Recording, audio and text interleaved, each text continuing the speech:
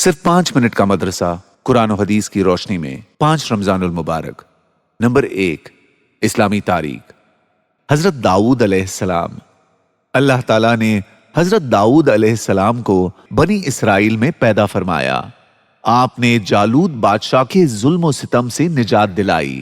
اللہ تعالیٰ نے انہیں دولت و حکومت کے ساتھ نبوت و رسالت بھی عطا فرمائی تھی۔ اس طرح وہ بنی اسرائیل میں دعوت و تبلیغ کی خدمت بھی انجام دیتے رہے اور ان کی اجتماعی زندگی کی نگرانی کا فرض بھی پورا کرتے رہے۔ حضرت آدم علیہ السلام کے بعد اللہ تعالیٰ نے قرآن مجید میں آپ ہی کو خلیفہ کے لقب سے پکارا۔ اللہ تعالیٰ نے انہیں زبور نامی کتاب دی جس میں تورات کے مطابق احکام تھے، مگر اس کا اکثر حصہ اللہ کی حمد و ثنا، بشارت و خوشخبری، واعظ و نصیحت، علم و حکمت اور خدا کی تسبیح پر مشتمل تھا۔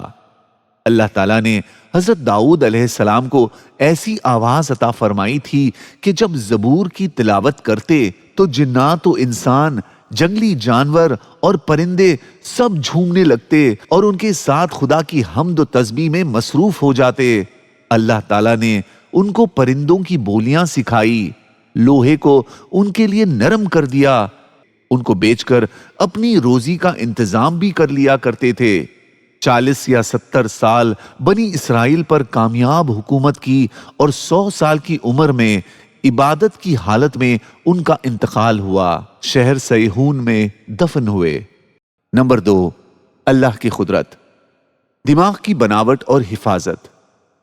اللہ تعالیٰ نے سوچنے اور سمجھنے کے لیے دماغ کو پیدا کیا ہے اور اس کی حفاظت کے لیے اس پر ایک باریک جھلی چڑھائی ہے، پھر جھلی اور دماغ کے درمیان بہنے والا مادہ پیدا فرما کر کھوپڑی کی مضبوط ہڈی میں فٹ کر دیا تاکہ سردی، گرمی اور چوٹ وغیرہ کے اثر سے محفوظ رہ سکے۔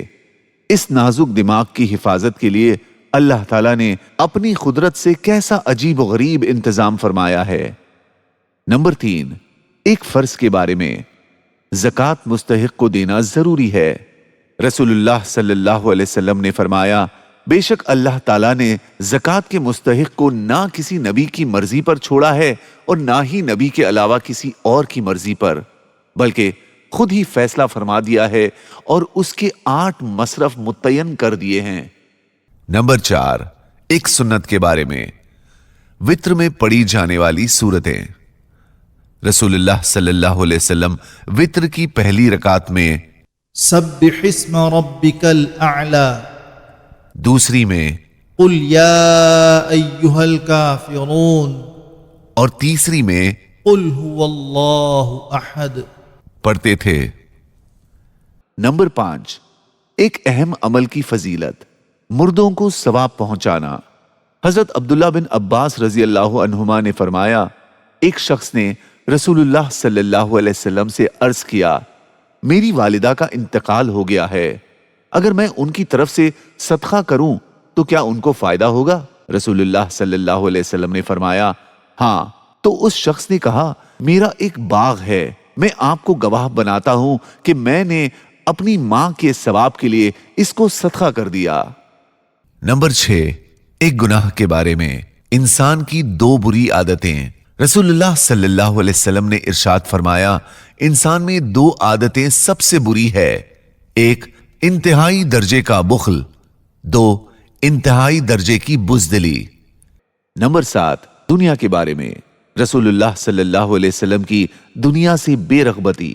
رسول اللہ صلی اللہ علیہ وسلم نے فرمایا، میرے رب نے میرے سامنے اس بات کو ظاہر کیا کہ وہ میرے لیے مکے کی کنکریوں کو سونا بنا دے، لیکن میں نے عرض کیا کہ اے میرے پروردگار، مجھے اس چیز کی ختم خواہش نہیں ہے، میں تو یہ چاہتا ہوں کہ ایک روز پیٹ بھر کر کھاؤں اور ایک روز بھوکا رہوں، تو تیرے حضور گڑ گڑاؤں، اپنی عاجزی بیان کروں اور تجھے یاد کروں، اور جب میرا پیٹ بھرا ہوا ہو تو تیری حمد و تعریف کروں اور تیرا شکر ادا کروں۔ نمبر 8، آخرت کے بارے میں، جنت کا سب سے اعلیٰ درجہ۔ رسول اللہ صلی اللہ علیہ وسلم نے ارشاد فرمایا، جنت میں 100 درجے ہیں، ہر درجوں کے درمیان اس قدر فاصلہ ہے جتنا آسمان و زمین کے درمیان ہے، اور فردوس اس کا سب سے اعلیٰ درجہ ہے۔ نمبر 9، طب نبوی سے علاج، دھوپ میں بیٹھنا۔ حضرت قیس اپنے والد صاحب سے روایت کرتے ہیں کہ وہ حضور صلی اللہ علیہ وسلم کے پاس تشریف لائے۔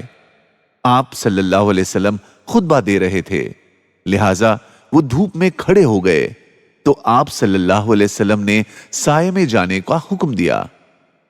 فائدہ: علامہ مناوی رحمت اللہ علیہ فرماتے ہیں کہ بسا اوقات دھوپ میں بیٹھنے سے دبی ہوئی بیماریاں ابھر آتی ہیں۔ نمبر 10، قرآن کی نصیحت، پورا ناپو۔ قرآن میں اللہ تعالیٰ فرماتا ہے، اور جب کسی کو کوئی چیز پیمانے سے ناپ کر دو تو پورا ناپو اور تولنے کے لیے صحیح ترازو استعمال کرو، یہی طریقہ درست ہے اور اس کا انجام بہتر ہے۔